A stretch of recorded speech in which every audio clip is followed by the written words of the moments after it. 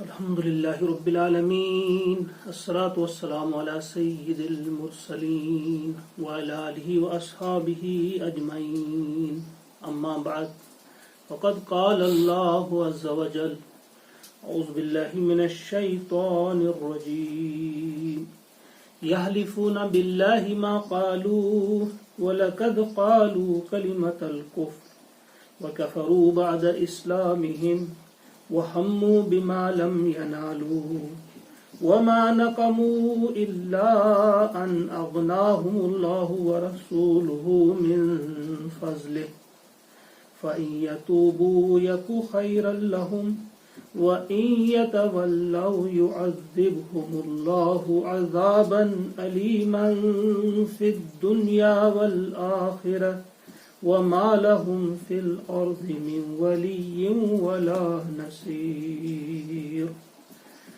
آمنت بالله صدق الله العظيم.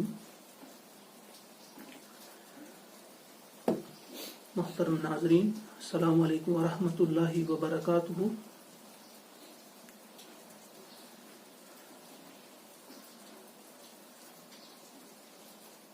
ایک موقع تھا جب غزوہ تبوک کے لیے رسول رحمت صلی اللہ علیہ وسلم نے ابھارا لوگوں کو کہ اس وقت مال کی بہت زیادہ ضرورت ہے دین کو، لہذا پیش کرو. بہت سارے لوگ آئے. لوگوں نے کیا کیا؟ جس کے پاس جو کچھ تھا وہ حاضر کر دیا. عورتیں اپنا زیورات پیش کر رہی تھی، کچھ لوگ نقدیات دے رہے تھے، کچھ لوگ رات بھر مزدوری کر کے جو مزدوری انہیں آتی وہی کھجوروں کی شکل میں یا کسی اور شکل میں وہی پیش کیا کرتے. جس کے پاس جو کچھ تھا، جس حساب سے تھا، وہ اللہ کے رسول علیہ السلام کی پکار پہ لبیک کہتے ہوئے کچھ چیزیں حاضر کر رہے تھے. اسی اثنا میں ایک شخص تھا جلاس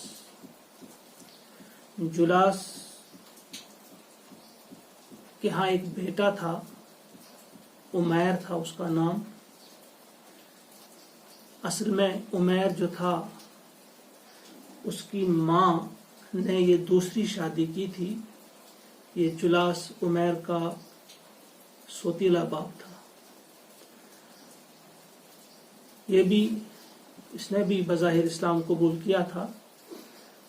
عمیر 10 یا 11 سال کا ایک نوجوان تھا. وہ دیکھ رہا تھا کہ لوگ اللہ کے رسول علیہ السلام کی پکار پہ لبیک کہتے ہوئے مختلف قسم کے مال پیش کر رہے ہیں، جن میں وہ بھی تھے جنہوں نے اپنے مال کے 2 حصے کیے.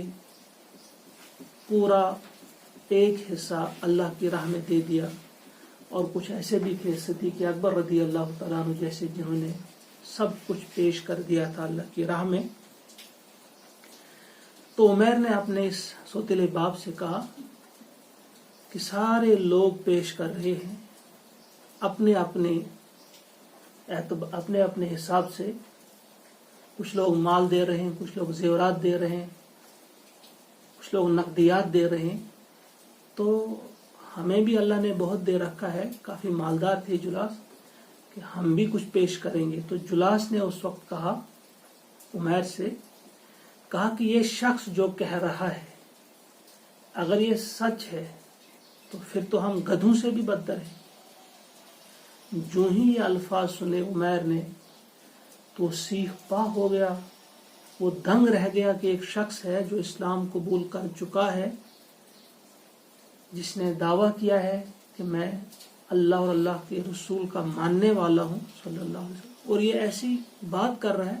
اس نے فوراً اس سے کہا کہ دیکھو، تم نے جو بات کہی ہے یہ ٹھیک بات نہیں کہی ہے. میں یہ بات حضور علیہ السلام سے کہہ دوں گا، کیونکہ اگر میں اس بات کو چھپاؤں گا تو یہ خیانت ہوگی. آپ کیسے اپنا دفاع کرتے ہیں یہ آپ جانیں. وہ فوراً چلا گیا، حضور سے یہ بات کہہ دی. تو حضور علیہ السلام نے ایک شخص کو بھیجا کہ جاؤ جلاس کو بلاؤ۔ جب جلاس لایا گیا، اس مجلس میں حاضر ہو گیا، تو حضور علیہ الصلوۃ والسلام نے جلاس سے کہا کہ بتاؤ یہ جو عمیر کے کانوں نے جو بات سنی ہے کیا وہ درست ہے، صحیح ہے؟ تو جلاس نے اللہ کی قسم کھا کر کہا کہ نہیں، یہ بات غلط ہے، میں نے ایسی بات نہیں کہی ہے، یہ سب جھوٹ ہے۔ اب وہاں بہت سارے لوگ بیٹھے ہوئے تھے، صحابہ رضوان اللہ تعالی علیہم اجمعین، وہ آپس میں باتیں کرنے لگے کہ یہ بیٹا جو اپنی ماں کے ساتھ آیا، جو اس کا اپنا سلبی اولاد تو اس کی ہے نہیں، اس نے بڑی اس کی خاطر مدارت کی، اس کو پالا، اس کو کھلایا پلایا، اور دیکھتے ہو آج اس نے کیا اس کا اصلاح دیا، اسی کو رسوا کرا رہا ہے، اسی کو ذلیل کروا رہا ہے۔ دوسرا شخص جواب میں کہتا ہے کہ مگر مجھے لگتا ہے چہرے سے کہ یہ بچہ جو ہے یہ سچ بول رہا ہے اور وہ شخص جو ہے وہ جھوٹ بول رہا ہے۔ یہ باتیں ہو رہی تھی، اسی قسم کی گفتگو ہو رہی تھی، تو جب وہ شخص خدا کی قسم کھا کر کہہ رہا ہے کہ میں نے یہ بات کہی نہیں، اس عمیر جھوٹ بول رہا ہے، تو عمیر کی آنکھوں میں آنسو آ گئے۔ اس نے دعا کی اللہ کے حضور کہ اللہ میرے سچ کو سچ ثابت کرنا تیرا ہی کام ہے۔ تو اسی اثنا میں وہ آثار نمودار ہوئے حضور علیہ الصلوۃ والسلام پر جو وحی کے نازل ہوتے وقت ہوتے تھے، اور سب دیکھ رہے ہیں۔ لوگوں نے دیکھا کہ عمیر کا چہرہ جو ہے وہ خوشی سے تمتما رہا ہے، اسے یقین ہو رہا ہے کہ شاید میرے ہی بارے میں آیت نازل ہوئی ہے۔ دوسری طرف جلاس کے چہرے کی طرف دیکھا جا رہا ہے کہ اس کے چہرے پہ سیاہی آ رہی ہے، وہ پریشان ہو رہا ہے کہ شاید میرا راز آؤٹ ہو جائے گا۔ اسی اثنا میں جب وہ حالت دور ہوئی، آپ پھر اپنی اصلی حالت میں آ گئے، تو آپ نے عمیر کا کان پکڑا اور اس کا کان پکڑ کر کہا عمیر جو تیرے کان نے سنا تھا بالکل درست سنا تھا، صحیح سنا تھا۔ اس وقت یہ آیت کریمہ نازل ہوئی، اللہ کا ارشاد ہوا یحلفون باللہ، یہ اللہ کی قسم کھا کھا کر کہہ رہے ہیں، ما قالو، کہ انہوں نے وہ بات نہیں کہی ہے۔ یہ اللہ کی قسم کھا کر کہہ رہے ہیں کہ انہوں نے وہ بات نہیں کہی ہے۔ وَلَقَدْ قَالُوا كَلِمَةَ الْكُفْرِ، حالانکہ حقیقت یہ ہے کہ انہوں نے وہ کافرانہ بات کہی ہے، وہ کلمہ کفر انہوں نے کہا ہے۔ وَكَفَرُوا، اور انہوں نے کفر کیا، بعد اسلامہم، اسلام کے بعد، یعنی ان کا ایک تو کفر یہ ہوا کہ کسی نے اسلام قبول ہی نہیں کیا، وہ تو ایک جرم ہے، لیکن اس سے بڑا جرم یہ ہے کہ اسلام قبول کیا جائے اور اس کے بعد کفر کیا جائے۔ وَكَفَرُوا بَعْدَ اسلامہم، اسلام لانے کے بعد انہوں نے کفر کیا ہے۔ وَهَمُّوا بِمَا لَمْ يَنَالُوا، اور ان لوگوں نے ایک کوشش کی ہے، ایک چیز چاہی ہے جس تک وہ نہیں پہنچ پائے ہیں۔ یہ یہاں سے آگے ایک دوسرے واقعے کی طرف اشارہ ہے۔ یہاں تک تو اس واقعے کی طرف اشارہ تھا، اور یہاں سے آگے دوسرا واقعہ اسی غزوہ تبوک ہی میں وہ بھی پیش آیا تھا کہ 12 منافقین جو تھے انہوں نے پلان بنایا، منصوبہ بنایا کہ فلاں گھاٹی سے جب ہم گزریں گے، وہاں ایک تنگ درہ ہے، وہاں سے ہمیں گزرنا ہوگا، ہم اچانک وہاں سے ایک فرد گزر سکتا تھا، کہا ہم اچانک حملہ کر دیں گے حضور علیہ الصلوۃ والسلام پہ، ایسا دھکا دیں گے کہ ان کو نیچے گرا دیں گے، گویا ان کی شہادت کی کوشش کریں گے کہ ان کو شہید کر دیں گے۔ لیکن اللہ تعالیٰ نے پہلے ہی باخبر کر دیا رسول اللہ صلی اللہ علیہ وسلم کو، تو انہوں نے سب اپنے ساتھیوں سے کہا کہ آپ فلاں راستے سے آ جائیں، وہ اسی راستے سے گزرے۔ ساتھ میں 2 صحابہ کو لیا، حضرت حذیفہ بن یمان رضی اللہ عنہ اور حضرت عمار بن یاسر رضی اللہ تعالیٰ عنہ، ان کو اپنے ساتھ لیا۔ جب وہ وہاں سے گزر رہے تھے تو منافقین 12 منافقین تھے، اپنے چہرہ بند کیا ہوا تھا، انہیں ٹاٹ باندھے ہوئے تھے تاکہ کوئی نہ پہچانے، وہ ان کی تعاقب میں دوڑے۔ تو حضور نے پہلے ہی بول دیا تھا، حذیفہ سے کہا مڑو پیچھے، ان کو بھگاؤ۔ وہ ان کے پیچھے جب دوڑ رہا تھا تو منافقین نے دیکھا، کہا اوہو راز اوٹ ہو چکا ہے، وہ بھاگے اور وہاں سے فرار ہو چکے۔ یہاں سے آگے اس واقعے کی طرف اشارہ ہے، وَهَمُّوا بِمَا لَمْ يَنَالُوا، انہوں نے ارادہ کیا تھا ایک کام کرنے کا، ایک منصوبہ انہوں نے بنایا تھا لیکن اس میں وہ کامیاب نہیں ہوئے۔ وَمَا نَقَمُوا، اب دیکھیے آگے انہیں یاد دلائی جا رہی بات، وَمَا نَقَمُوا إِلَّا أَنْ أَغْنَاهُمُ اللَّهُ وَرَسُولُهُ،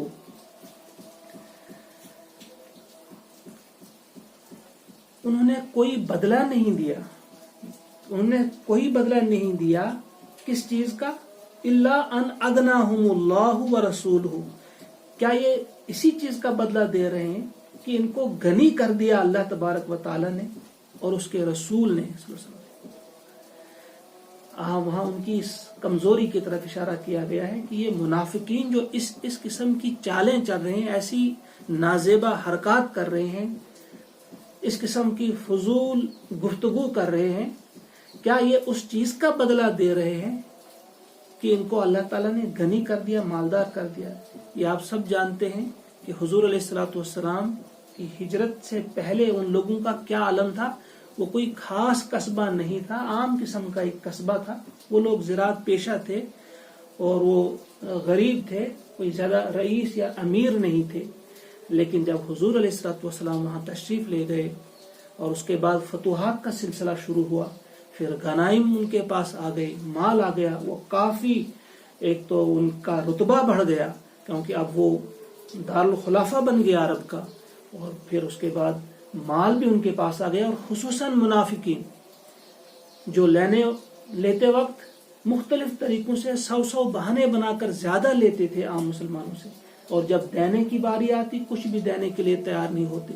اس اعتبار سے ان کے پاس کافی مال بھی آ چکا ہے، تو اللہ تعالیٰ انہیں غیرت دلا رہا ہے، انہیں متنبہ کر رہا ہے کہ کیا تم یہی صلہ دے رہے ہو کہ تم تو غربت میں تھے، افلاس میں تھے، تمہارا کوئی خاص مرتبہ اس سوسائٹی میں تھا نہیں، لیکن اللہ نے تمہیں اپنے فضل سے اور اللہ کے رسول نے علیہ الصلوۃ والسلام ان کی وجہ سے تمہیں اتنا سب کچھ ملا، یہ رتبہ ملا، یہ مال ملا، تو اس کا صلہ یہی دے رہے ہو۔ پھر ساتھ ہی فرمایا فَإِن يَتُوبُوا، پس اب اگر یہ توبہ کریں گے، یکو خیر لہم، یہ ان کے حق میں بہتر ہوگا، وَإِن يَتَوَلَّوْا، اور اگر انہوں نے منہ پھیرا، يُعَذِّبْهُمُ اللَّهُ، اللہ انہیں عذاب دے گا، عذاباً علیماً، دردناک عذاب، فی الدنیا والآخرہ، دنیا میں اور آخرت میں، وَمَا لَهُمْ فی الارض من ولی ولا نصیر، اور کوئی نہیں ہوگا روئے زمین پہ ان کا حامی اور نصیر، مددگار، کوئی حمایتی ان کا نہیں ہوگا، کوئی مددگار ان کا نہیں ہوگا۔ اب دیکھیں اسی جلاس کی بات جو ہو رہی تھی، جب اس نے ایک مکمل آیت سنی، پورے اس مجلس میں وہ کھڑا ہو کر اس نے کہا کہ میں توبہ کرتا ہوں، میں اب اقرار کرتا ہوں کہ میں نے یہ بات کہی تھی، مجھ سے یہ غلطی ہوئی تھی، لیکن اسی آیت کریمہ میں ہے کہ توبہ کی گنجائش اللہ نے رکھی، اب میں اخلاص کے ساتھ توبہ کرتا ہوں، اور مجھے مکمل یقین ہو گیا کہ واقعی آپ نبی برحق ہیں، آپ سچے نبی ہیں۔ اس نے دل سے توبہ کی، اور توبہ کرنے کے بعد وہ مخلص مسلمانوں میں شامل ہو گیا، اور اس کے بعد وہی بیٹا جو اس کے ہاں ہوا رہتا تھا عمیر، اس کی اب وہ پہلے سے زیادہ خدمت کرنے لگا، دیکھ بھال کرنے لگا، اس کی مدد زیادہ کرنے لگا، اور اکثر کہا کرتا تھا کہ یہ بچہ ہے جس کی وجہ سے میں جہنم کی آگ سے بچ گیا، میں منافقت کی اس خطرناک قسم کے مرض سے مجھے اللہ نے محفوظ رکھا، مگر وجہ یہی بنا کہ اگر یہ اس وقت میری شکایت نہ کرتا تو وہ نفاق جو میرے دل میں تھا وہ وہیں پہ رہتا۔ اس کو احساس ہوا، وہ مخلص مسلمانوں میں شمار اس کا ہوا۔ آج بھی ہم اس کا نام جب لیتے ہیں حضرت جلاس رضی اللہ تعالیٰ عنہ کہتے ہیں، لیکن بہت سارے دوسرے منافقین جو تھے وہ اس کے بعد بھی اسی پر رہے، اور انہیں پھر اللہ تبارک و تعالیٰ نے سزا دی، دنیا میں بھی انہیں سزا ملی اور آخرت میں بھی سزا ملی۔ اب دیکھیے اس میں کچھ ہمارے لیے بڑے بہترین سبق ہیں۔ بدقسمتی یہ ہے کہ ہم قرآن مقدس کو سمجھ کر پڑھنے کی کوشش نہیں کرتے۔ اگر ہم نے سیدھی آیت پڑھی ہوتی، معنی اس کے معلوم نہیں ہوتے، ہم جان نہیں سکتے یہ کیا بتایا جا رہا ہے. اگر اس کے معنی بھی ہم پڑھتے لیکن اس کی تفسیر اگر کا ہم نے مطالعہ نہیں کیا ہوتا ہے کہ کب یہ نازل ہوئی، اس کا شان نزول ہمیں معلوم نہ ہوتا، پھر بھی ہم اس کی تہ تک نہیں پہنچ پاتے. اب جب کہ ہم جان گئے، اب جب ہم آیت پڑھیں گے یحلفون باللہ ما قالوا، یہ قسمیں کھا کھا کر کہہ رہے ہیں کہ انہوں نے یہ بات نہیں کہی ہے، وَلَقَدْ قَالُوا كَلِمَةَ الْكُفْرِ، حالانکہ انہوں نے یہ کافرانہ بات کہی ہے. اب جب ہم آیت پڑھیں گے پورا منظر ہمارے ذہن میں آ جائے گا، وہ پورا نقشہ آ جائے گا. ایک تو یہ فائدہ ہمیں ملے گا کہ قرآن پڑھ کر کچھ سمجھ ہمیں آ جائے گی، اور پھر اللہ کی ذات پر پختہ یقین ہمیں ہو جائے گا کہ واقعی وہ اللہ کی ذات ایسی ذات ہے جو دیکھتی ہے، جو سنتی ہے، ایک ایک حرکت سے ہماری واقف ہے. آج جو ہم تسبیح تراویح پڑھتے ہیں اس میں ایک دعا ہم کرتے ہیں جو بڑی انتہائی اہم دعا ہے، یا مقلب القلوب والابصار یا خالق اللیل والنہار نور قلوبنا بنور معرفتک. اے اللہ ہمارے دلوں کو منور فرما اپنی معرفت کے نور سے، گویا وہ نور ہمیں عطا کر، وہ روشنی ہمارے دلوں میں ڈال دے، ایسی روشنی کہ ہم آپ کو پہچان سکیں. قرآن مقدس کی سب سے عظیم آیت کہا جاتا ہے آیت الکرسی کو. آیت الکرسی کو اللہ لا الہ الا ہو الحی القیوم، اس میں ہم پڑھتے ہیں وہ زندہ ہے، القیوم تھامے ہوئے ہے. یعنی اگر ہم کھڑے ہیں تو اللہ کی وجہ سے، اللہ کے رکھنے سے ہے. موت آ جائے گی تو اللہ ہی کے حکم سے آ جائے گی. کائنات کو تھامے ہوئے ہے تو وہی. موسیٰ علیہ السلام نے کہا جاتا ہے ایک بار کہا اللہ سے کہ آپ کو نیند آتی ہے؟ تو اللہ نے ان سے کہا ایک پانی سے بھرا کٹورا ہاتھ میں لو. اس نے رکھا، کہا کھڑے رہو.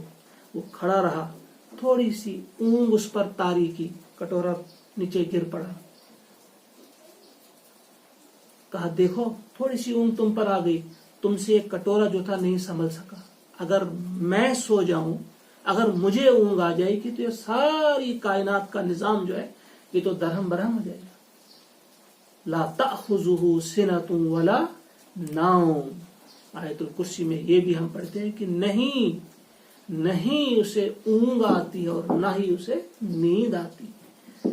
جتنی معرفت، جتنا ہم اس کو پہچانیں گے، جتنا یہ یقین محکم ہوگا ہمارے دل میں کہ واقعی اللہ کی ذات جو ہے زندہ ہے، جاوید ہے، تھامے ہوئے ہے، ہمیں رکھے ہوئے ہے، ہمیں زندہ رکھے ہوئے ہے، اور اسے نیند بھی نہیں آتی، اسے اونگ بھی نہیں آتی. جتنا اس بات کا یقین ہوگا ہم سیدھی راہ پہ چلنے کے قابل ہو جائیں گے.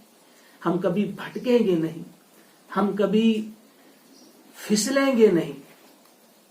کوئی بھی لالچ یا کوئی بھی خوف ہمیں اللہ کی نافرمانی پر ابھار نہیں سکے گا.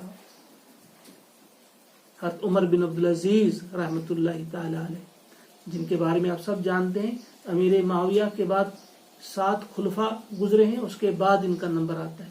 لیکن ایسی انہوں نے حکومت کی، ایسی خلافت کی کہ انہیں خلیفہ راشد انہیں بھی کہا جاتا ہے، 5واں خلیفہ راشد انہیں مانا جاتا ہے، حالانکہ وہ صحابی نہیں تھے. اس کی وجہ، بنیادی وجہ کیا تھی کہ ان کی وفات کے بعد کچھ لوگ ان کی اہلیہ محترمہ کے پاس گئے، ان سے کہا کہ ان کی کوئی خاص بات بتائیں. تو انہوں نے کہا کہ جیسے آپ نمازیں پڑھتے تھے بس وہی نمازیں یہ بھی پڑھا کرتا تھا، جس طرح آپ روزہ رکھتے وہی رکھتا تھا. البتہ ایک چیز ہے جو خوف خدا اس شخص کے اندر میں نے دیکھا، میں نے کسی انسان کے اندر ویسا خوف خدا نہیں دیکھا. گویا یہی ایک چیز تھی، اللہ کا خوف، اللہ پر یقین کہ وہ دیکھ رہا ہے، اسے نیند نہیں آتی، وہ ہر وقت ہمارے ساتھ ہے. یہی چیز ہے جو انسان کو سیدھے راستے پہ قائم رکھتی ہے، جو اسے بھٹکنے نہیں دیتی. لہذا اس آیت کریمہ کے اندر اس کا یقین ہمیں ہو جاتا ہے کہ کوئی بھی بات جو کی جائے اس کی خبر فوراً ہو جاتی ہے، اللہ کو ہو جاتی. اب یہ دوسرا مسئلہ ہے کہ اس وقت حضور موجود تھے اور فوراً ان کی اصلاح بھی ہو جاتی تھی، ان کی کمزوری پکڑی جاتی تھی، انہیں کہا جاتا تھا. آج وہ ہم میں موجود نہیں، لیکن آج بھی اللہ دیکھ رہا ہے. آج ہمارے لیے یہی کافی ہے اور بہت زیادہ ہے کہ ہمارا یقین ہو کہ کوئی بھی ہماری ایسی بات نہیں جس سے اللہ بے خبر ہو. وہ ہر بات سے باخبر ہے، ہماری ہر عمل سے وہ باخبر ہے. لہذا ہم اللہ کی محبت میں اللہ ہی کے دین کے لیے اپنا وقت صرف کریں، اپنا سرمایہ اس کے لیے لگائیں، اپنی صلاحیتیں جو ہیں اللہ نے ہمیں دی ہیں وہ اسی دین کی احیاء کے لیے، اسی دین کی اقامت کے لیے وہ ہم انہیں خرچ کریں. اللہ تعالیٰ سے ہم سب دعا کرتے ہیں کہ وہ ہم سب کو توفیق عطا فرمائے کہ ہم اس آیت کریمہ کی روشنی میں جو سورہ توبہ کی آیت نمبر 74 ہے 74، اس آیت کو آپ کھولیے، قرآن مقدس کھولیے، پڑھیے. مختلف انداز سے اس کی تفسیر بیان کی گئی ہے، وہ شاندار طریقوں سے. جو تفسیر آپ چاہتے ہیں پڑھیے.